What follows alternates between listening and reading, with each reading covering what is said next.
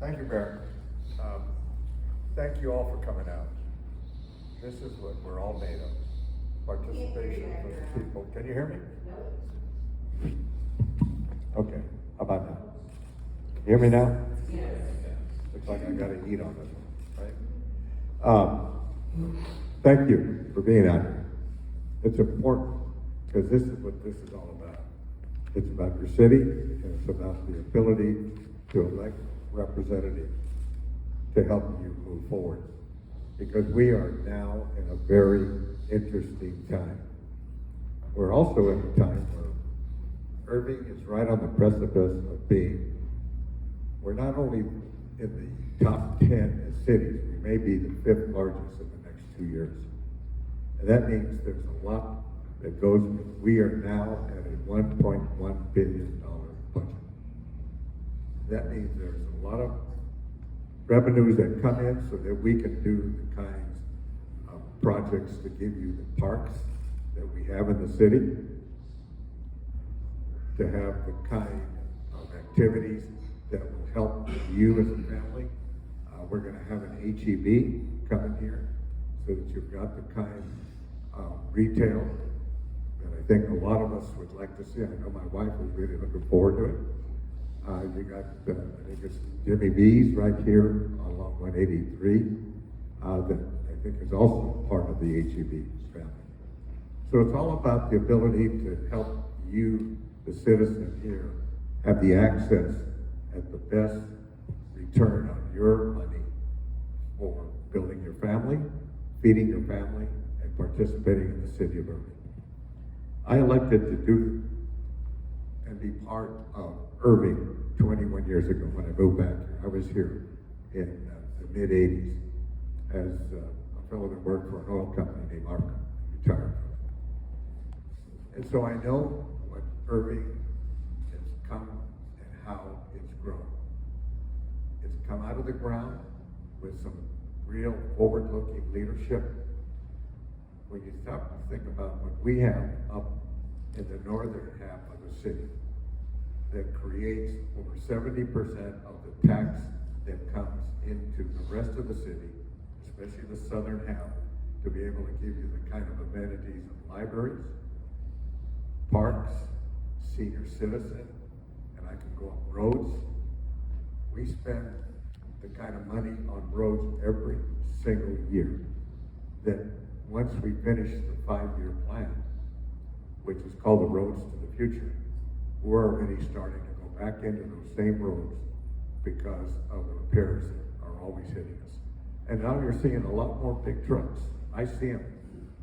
And I see them on 114, I see them on 183. And so as part of that, you don't see a lot of what our city employees do. You don't see a lot of some of what our fire and police do. Our firemen are spending over 80% of their time not putting out fires, but being on accident sites on our major highways. We are sitting at a very interesting location here in North Texas. We have 6 major highways that crisscross us here. We have DART. Let me talk about DART, and I'm a proponent of DART. Why? It has the ability to help people throughout our city, connect them, hopefully, to get them to the hospitals, get them to work, get them to certain areas that they're looking for. But let me also tell you, what's also interesting. We have the largest population here in Irving of dialysis clinics, over 50%. So if we don't have the ability to help people get to their clinics, that we are not doing what we should be doing. That's why I was very much a proponent for DART staying in, but we had to then negotiate a few things. Because when we got in DART, we were only out about 60 million a year. Now we're up to 118 million. Why? It's grown, we're tied to it, but it's no longer just Dallas. It's a regional system, and we're part of that. And so we were able to make some changes, and we now are moving in a direction where I think you'll see we'll be able to really focus on delivering the transportation. There's a couple of people I want to introduce. Two colleagues of mine. David Bath. David, thanks for being here. And Dennis Webb, thank you for being here. Dennis is the chairman of our Transportation and Natural Resources. And one of the natural resources that he and I enjoy going out to is Lake Chapman. I don't know if any of you have been to Lake Chapman. We have the best and most viable water system. We have our own lake. We are more ready for any kind of disaster dealing with the water. It's your city. There was vision way back 40, 50 years ago. And we're continuing, because now we're going to be doing a second and working with the Corps of Engineers.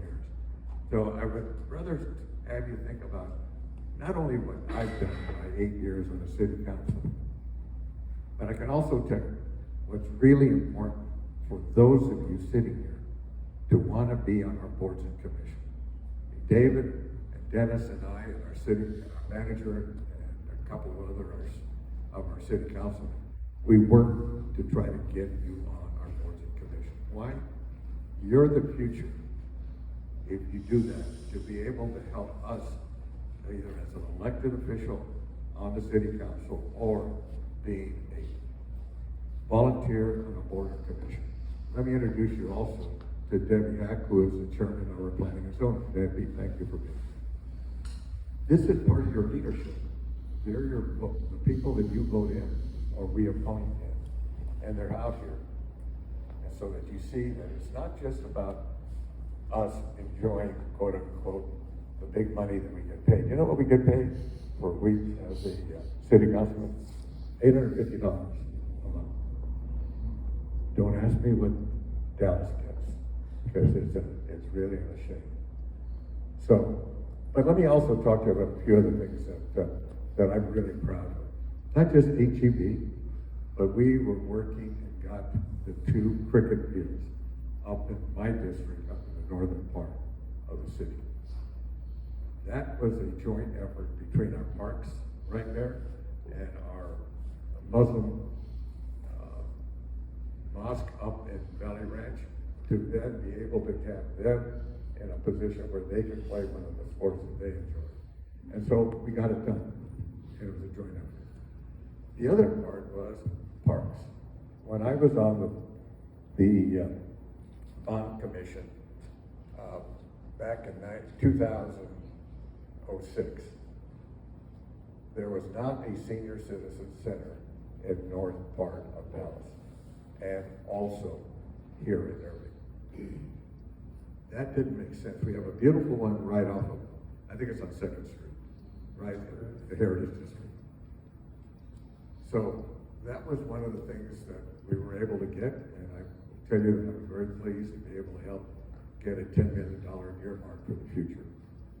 We are now embarked on having the final development of the premier park in the north part of the Metroplex. Why am I saying that? $62 million there. We're going to have an auditorium. We're going to have a senior citizen annex. We're going to have the kinds of indoor sports, as well as it's going to be located in the north. Okay? That's critical, so that the balance between the 5 parks that we have in the south that have been really in a situation of repair, and the board that Bear sits on. By the way, anybody sit on any of the boards and commissions, please raise your hand. Great. Well, I recognize a few in the back. Thank you for doing this. This is what we need of all of you.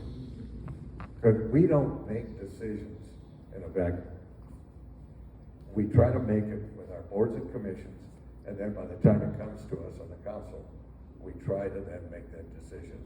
That's not just for my district, or Dennis's, which he is citywide. And David, you have the 2 city councilmen that are citywide. I'm in a district up in the north called District 6. 1 minute out. Okay, thank you. The other that I want to talk to you about, we're going through that process of the animal shelter. We're going to be looking at next year, how are we going to then finish the design and actually be able to have the ability for a first-class shelter. As you know, we have a partnership with the Humane Society, and that needs to be looked at because there are some things that we will be changing to be able to, I think, go forward. Last, communities, HOAs, and I'm in an HOA called Hackberry. Crime has gone up. And I'm not talking the kind of crime that is just breaking windows. I'm talking some crime that's stealing and a couple of assaults. So one of the focuses that I'm going to look at, and I've talked to the chief of police, is how we can look at how the federal government and the state government can help our local police work with community organizations and HOA to really focus on how do we deal with that crime locally. And so thank you for your time. By the way, I'd like you to all think about something. We have lost 7 of our soldiers in this situation that has occurred in Iran. You know my background, many of you do, and I retired from the military as well after 36 years. But let me say something that's really important. Every one of our soldiers, and one of them's a lady soldier, are out there because of us. And we support them and we need to continue. So I'm going to stop at that because I can get very, very personal on that. By the way, I want you to also meet our former First Lady. Hello, Christina Gears. Thank you for being with us. Anyway, and I think we have a new city, I should say, person on the school board. And I understand you're running, Tom, again. Yes. Thanks, Tom, for being here.